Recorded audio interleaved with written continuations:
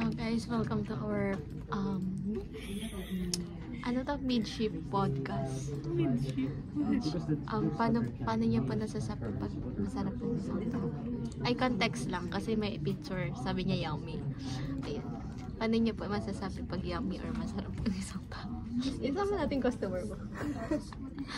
Please, we are still locating for a dasher, so I'm so sorry if it took long. I hope you have a patience still. Sorry again. We are still looking for an available dasher to pick up the order at the moment, and I'm so sorry if it took long. Thank you. Ate, ilang taon ka natin? 23. Okay na. Okay na siya sa ganito. Hindi na siya pang SPG.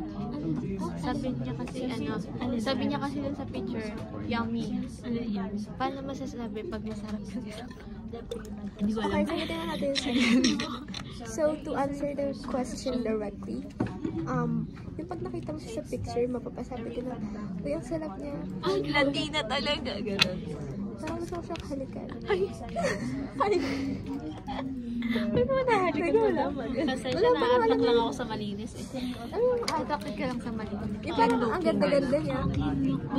Iba talaga. Kinlock raw yung para sa kanya masarap. Iba ka naman. Oh, Iba yung iba. Nakausapin ka na si CX.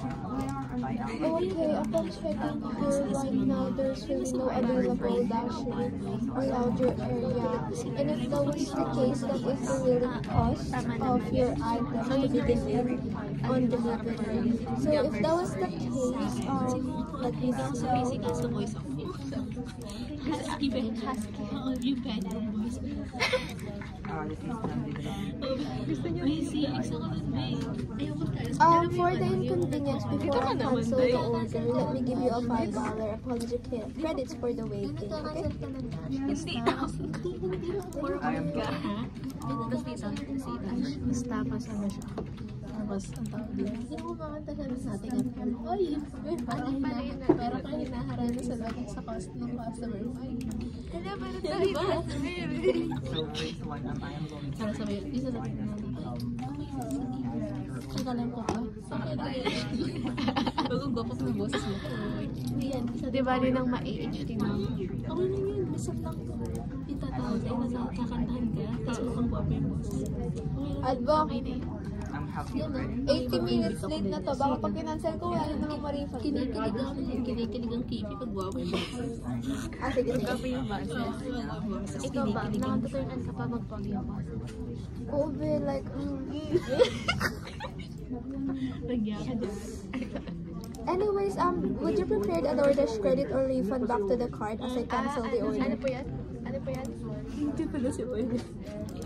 Okay, it will be 5 to 7 business days process. Is it okay? Tago. Kaso bawal ko sa I'm so sorry. Is it okay? Kasi malayo. Bawal ako saan. Gusto na hindi ang patanggapan sa pay. Doon sa pay. Sige na, Tate. Continue. Yung mga alam ko sa yan lang yung alam niya. Wala naman kasi akong ano eh. Ano yun? Anong usapan nyo? Yun yung sa kanya raw. Yummy. Pag Okay, I successfully now refunded the $44.57 back to your original payment method and also give you a $5 credits for the inconvenience. Sorry again and thank you so much for contacting DoorDash and for being a Dash Pass member. Bye-bye for now. Thank you. Yun nga, sabi niya, masarap raw sa kanya. Pag clean looking and maganda yung boses, yung parang husky daw. Ay, pero husky parang Parang dog yan? tatahon. Oo! Pakiko. OMG! Gagawa talaga hanap ka. Sige na, ikaw naman, te. Pag, pwede mo pa talaga Yan, maraming mga matrix. Ay, matrix. Pagdating sa yummy. Matrix. Ganda mata. Ay, ahod kayo, madam. Ahod sila, guys. Ba't ka nakaupo? Hello, this is DoorDash customer support. How can I help you? Sige, pagbibigyan. Kanina pa ako 1 hour away. Nakatulog na yun. Sabihin ko, nakapahundok na yun. 33 minutes. Tulog. nakatungtong ka na sa Mount Apo eh. True lang. I'm so sorry that you never received your order. You have kids and waiting also for that. May I know the phone number connected? I will check. Nakabalik na nga rin eh. Nakapadlat na. Yes po.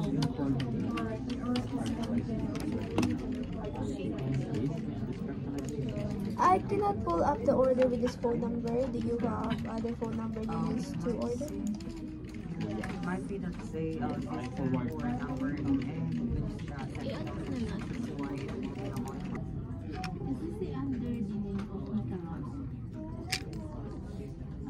Just go to the order directly and there's a receipt there. You may check the order ID there. Saan nakita yung order ID ng order? Wala silang order ID, madam. Wala. Wala. Sa atin lang. Gusto niya ng receipt?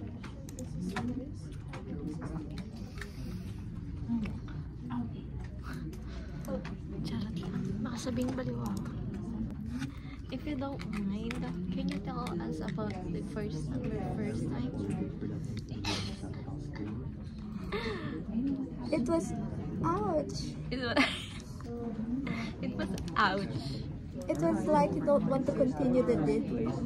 That is, They did. but you still continue that is. Are you sure that it was They insisted. Ah, They they Talaga na ba tayo na? So he insisted, even if you don't want to.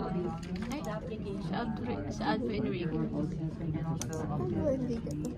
Gagi, hindi ko sinagpat. Sorry na ako. Bago naman ang ano natin. Andun lang siya dahil. but you wanted to ask us? Bago na ito mag-report. Ba't heart na yung ano niya?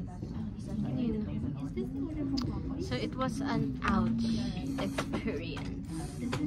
I don't feel the yumminess. You don't feel. So at first, you don't feel the yumminess. At all. It's all ouch. It's not enjoyable. I think there's something wrong with me, but it's not It's not applicable to all of the girls. It's just Different experience, right? Different kifi, different experience. yeah, they have different location. Oy! So you're saying that the guy doesn't know how to hit your cheese? I don't know. Maybe we're just not communicating to each other on how. Or just go with the flow? Since they are the guy, I'm just being submissive. Sabi isip ni ate mo. Okay. But I guess it's not that you have a problem. I think it's just I guess you're just nervous too. No? Hindi. I am actually want to feel that and excited to feel the like how the other girls talk about their experience. I just want to feel the same, but it's not like that. So it didn't exceed your expectations. Correct. And that's sad. But As a loyal customer and has low SIP score, let me go. Pwede naman Manuel. so but now do you feel the yumminess? Well, at the moment I don't have the answer since my last. It's for a long time ago. Wait a minute, let me search for the word.